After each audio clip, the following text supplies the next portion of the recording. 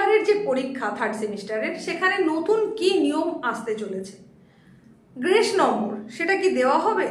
যদি দেওয়া হয় কত নম্বর পর্যন্ত গ্রেস দেওয়া হবে? আচ্ছা, পাস মার্কটা কততে, কত নম্বর পেলে পাস করবে, সেটা কিসের উপর বেস করে কাউন্টটা করা হবে? এই সমস্ত প্রশ্নগুলো যদি তোমার মধ্যে এসে থাকে, মানে তুমি যদি এই 2026-এ থার্ড সেমিস্টার পরীক্ষা দিতে চলেছো আগামী সেপ্টেম্বর মাসের, যেটা 2027-এর উচ্চ মাধ্যমিকের একটা গুরুত্বপূর্ণ পার্ট, তাহলে তোমার মনে হয়তো এই প্রশ্নগুলো এসে থাকবে। তো তোমার এই প্রশ্নগুলো যাতে নিরসন হয় তার জন্যই আজকের এই উপস্থাপনা। আর এই উপস্থাপনাটা সম্পূর্ণ যদি তুমি মনোযোগ সহকারে দেখে নাও, তাহলে সমস্ত প্রশ্নের উত্তর তুমি কিন্তু পেয়ে যাবে।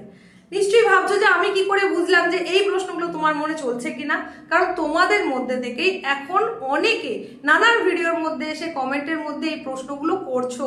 সেই সমস্ত প্রশ্নগুলোকে এক জায়গায় করে নিয়েই সেগুলোর উত্তরের জন্যই আজকের এই ছোট্ট উপস্থাপনা। তো এই প্রশ্নগুলো নিশ্চয়ই তোমার মনেও হয়তো চলছিল, তুমি করে উঠতে পারোনি, কিন্তু যদি প্রশ্নগুলো এসে থাকে তার উত্তর পেতে তোমাকে সম্পূর্ণ উপস্থাপনা দেখতে হবে এবং বুঝে নিতে হবে আসলে বিষয়টা ঠিক কি হতে চলেছে। 2027-এর উচ্চ মাধ্যমিক পরীক্ষা, তার যে পার্ট সেটা হচ্ছে দুটো পার্ট, থার্ড সেমিস্টার এবং ফোর্থ সেমিস্টার। থার্ড সেমিস্টার যেটা এমসিকিউ প্রশ্নের ওপরে পরীক্ষা হবে সম্পূর্ণ, হবে কবে না, সেটা 2026-এর সেপ্টেম্বরের 21 তারিখ থেকে শুরু হয়ে যাচ্ছে। তোমরা বিভিন্ন স্ট্রিমের রয়েছো এবং বিভিন্ন সাবজেক্ট কম্বিনেশন তোমাদের রয়েছে, কারোর 5টা সাবজেক্ট রয়েছে, কারোর 6টা সাবজেক্ট রয়েছে। এই সাবজেক্টের ভ্যারিয়েশন যেমন রয়েছে, তেমনি সাবজেক্টের মোট যে নাম্বার সেটার মধ্যেও ভ্যারিয়েশন রয়েছে। কিছু কিছু সাবজেক্ট রয়েছে যেগুলো তুমি 35 নম্বরের ওপরে পরীক্ষা দেবে, মানে সেগুলো হচ্ছে প্র্যাকটিক্যাল বেসড সাবজেক্ট। আবার কিছু সাবজেক্ট রয়েছে যেগুলো তুমি 40 নম্বরের পরীক্ষা দেবে, সেগুলো হচ্ছে নন প্র্যাকটিক্যাল বেসড সাবজেক্ট। তো এই যে নাম্বারের ভ্যারিয়েশন, 35 কিছু রয়েছে আবার 40 কিছু বিষয় রয়েছে, সেই জায়গাতে পাস মার্কটাও কিন্তু ভিন্ন রকমের। সেটা কিরকম?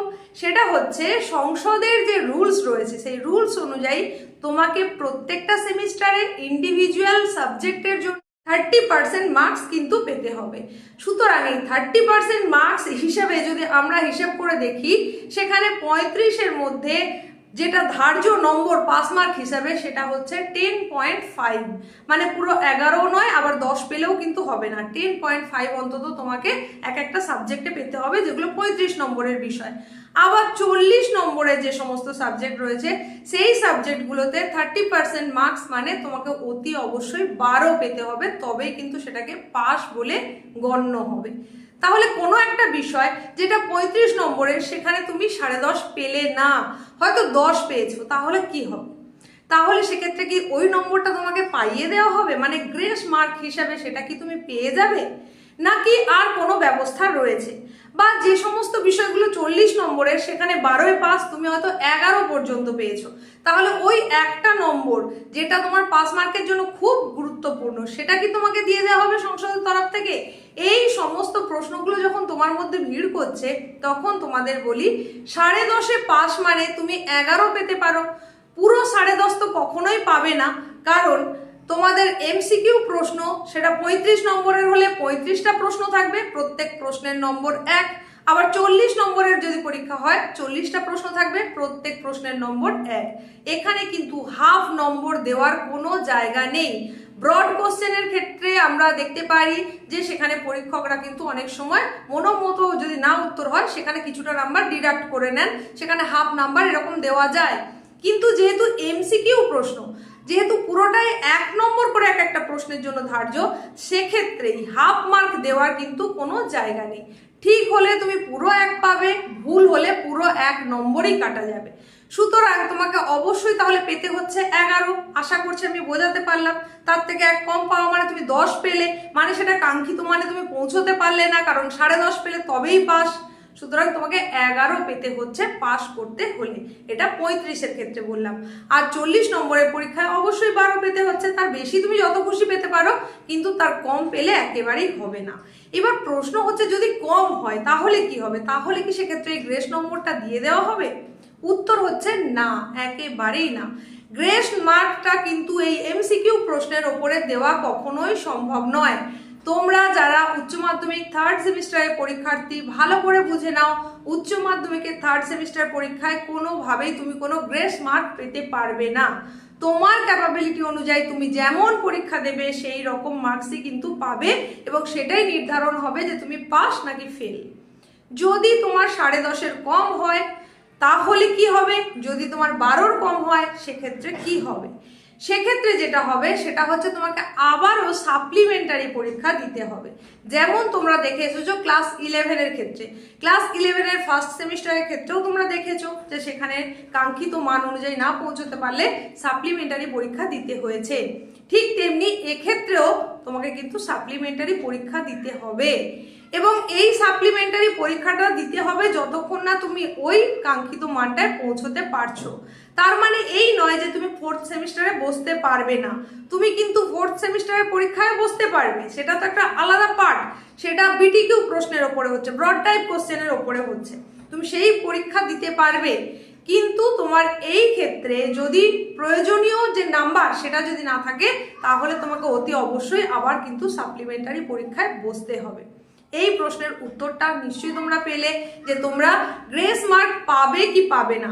সেক্ষেত্রে উত্তর হলো কোনোভাবেই থার্ড সেমিস্টার পরীক্ষায় তোমরা গ্রেস মার্ক পাবে না।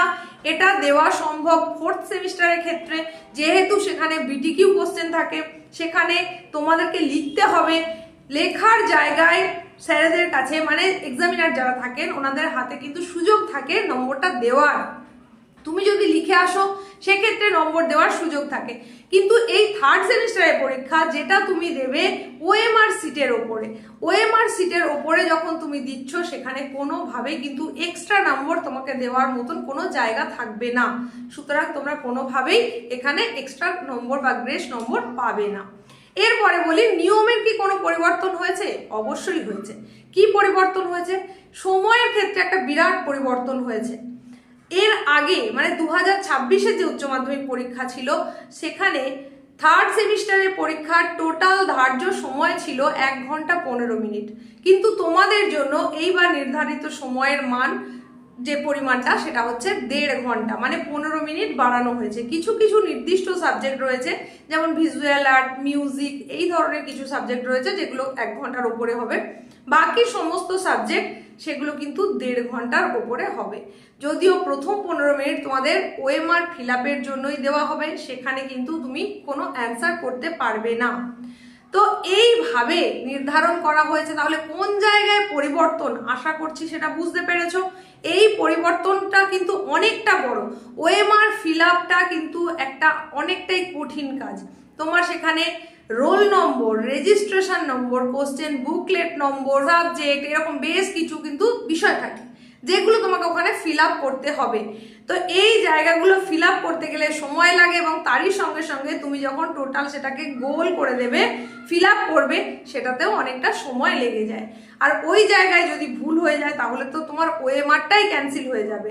উচ্চ মাধ্যমিক শিক্ষা সংসদের তরফ থেকে টোটাল যে ইনস্ট্রাকশন রয়েছে সেখানে কিন্তু কোনোভাবেই তোমরা ওএমআর ভাঁজ করতে পারবে না, কোনোভাবেই সেটা ছিঁড়ে ফেলা যাবে না, ওএমআরটায় কোনোভাবে যেন জল না পড়ে যায়। তাই এই ব্যাপারে তোমাদেরকে অবশ্যই সতর্ক থাকতে হবে। তোমরা পরীক্ষার সেন্টারে যখন ঢুকবে হলের মধ্যে জলের বোতল যদি রাখো, আমি বলবো তোমার বসার সিটের পাশে জলের বোতলটা রাখবে। কখনোই লেখার কাগজটা যেখানে থাকছে সেই জায়গায় জলের বোতল রাখবে না। কোনোভাবে বোতলটা যদি খুলে যায়, পড়ে যায়, তাহলে ওএমআর সিটটা নষ্ট হয়ে গেলে তোমার পরীক্ষাটা কিন্তু বাতিল হয়ে যেতে পারে। কারণ সংসদের তরফ থেকে এক্সট্রা ওএমআর প্রোভাইড করার মতন কোনো ইনস্ট্রাকশন কিন্তু নেই। একজন ক্যান্ডিডেটের জন্য একটা ওএমআরই বরাদ্দ। তাই অবশ্যই এই ব্যাপারটায় তোমাকে কেয়ারফুল থাকতে হবে।